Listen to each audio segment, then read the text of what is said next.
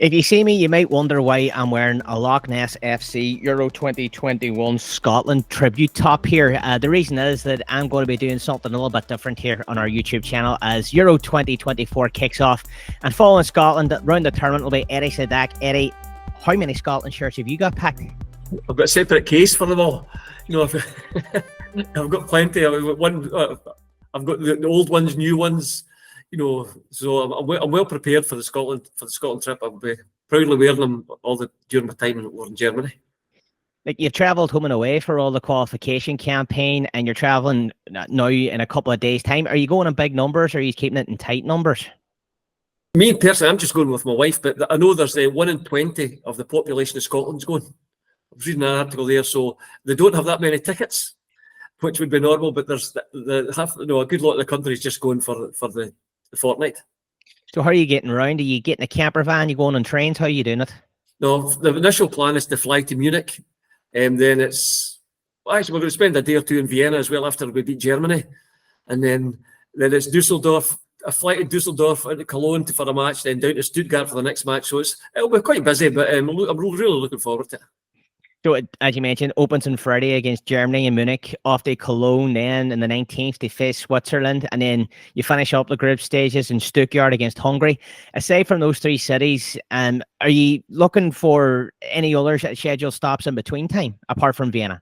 Actually, we're going to stop in Heidelberg for a day or so.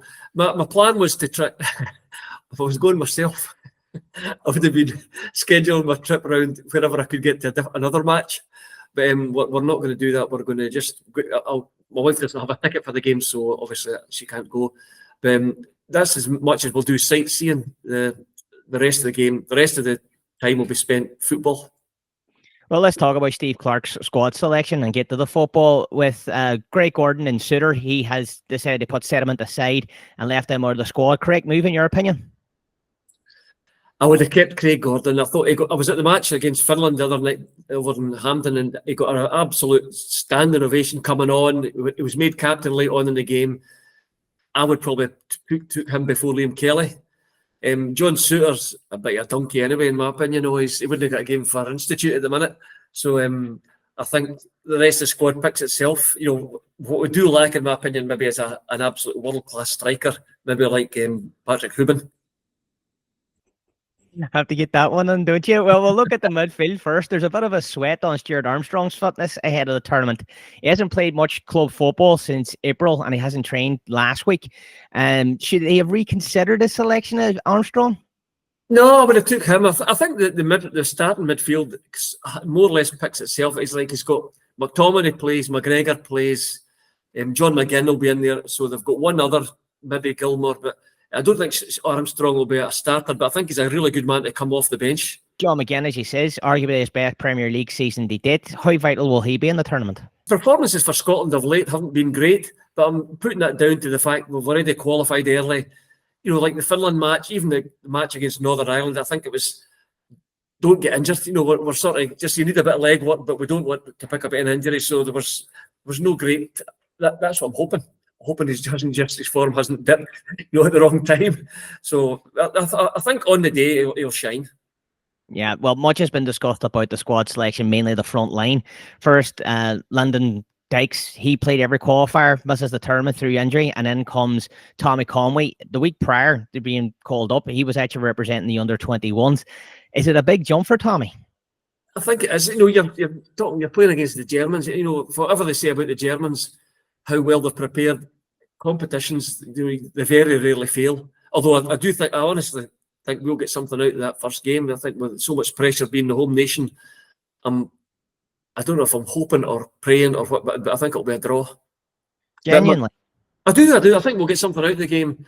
I haven't met many others with the same opinion, but I do feel on the first, that would be the best first match we could get was Germany.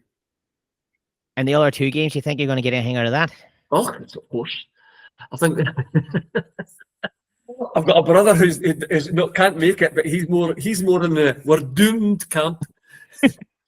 Whereas I was over I stayed with him at the weekend when I was over at the Finland match, and he's got totally different opinions on what the results could possibly be than me. But I think we'll get out the group for the first time this time. News outlets have been quick to point out, though, Eddie, that in the last 10, Scotland have only won twice and have referred to the send-off of Friday being quite flat, which you had been there. Is this just heightened expectations when you look at the group that they qualified from, or is the media just catastrophizing? I think the media, it depends where you read. Like I remember as a wee boy when they were going to Argentina, there was a big send-off at Hampden, the old Hampden. I think there was about 60,000 at it. But there was no match. We all just went. They drove around the pitch in a lorry, and there were 60,000 fans cheering them. At least they had a match to watch the other night there when they played Finland. But I do think that these matches genuinely are just a matter of get a bit of match practice rather than being desperate to win. Avoid injuries at all costs would have been my thoughts on it. Of all the 3 stadiums that you're scheduled to go visit, which are you most looking forward to going to see? Munich Stadium definitely is. You see that much of it on the TV. You watch Bayern Munich playing, so hopefully that's Scotland going to perform well in there. And obviously, I think the final's in Berlin, so I'm looking forward to that one as well. I see you're laughing. I take offence at that now. Well, I was going to say to you, back in 1998, whenever you used to have official songs for the tournaments, the Scotland one was "Don't Come Home Too Soon." How soon will be too soon, Eddie? I think we'll get out the group, so that means on the Sunday, we play Hungary, so we'll get what we need there. The next match, I think, is possibly on the Friday. It all depends on where you finish. If you win the group second, and who your opponents are, how other teams have done. So, my only problem will be I'm not sure whether to actually come home when I've scheduled to come home, and go back again for the next match, or just don't know what to do. But I'm talking myself into a hole here, because if we don't qualify, I'm going to get dogs abuse. Yeah. I was just going to say you're determined not to come home for the Drogheda game anyway in the 28th. But will there be a tear in your eye, Eddie, when Florida Scotland is belting out in the Alliance Stadium come Friday night? I'm not a big emotional guy, but I think it's going to be very emotional. Just to be on that stage, the first match of a big competition, against the host nation. I know I think we've got 20-some thousand tickets that will be in the ground, and I think there's going to be another 50-60,000 outside, maybe more than that outside the ground. So I think it'll be really raise the roof. Well, Eddie, I do wish you luck. I hope you have a safe journey, and I hope you're as successful as you claim you're going to be. Thank you, everyone who has watched this and listened to this as well. My name is Dee Curran. Please subscribe, like, and comment on our content on the Drive 105 YouTube channel. This, as always, is presented to you by Paul Martin Menswear, and we'll keep updating the page as we can. Thanks very much.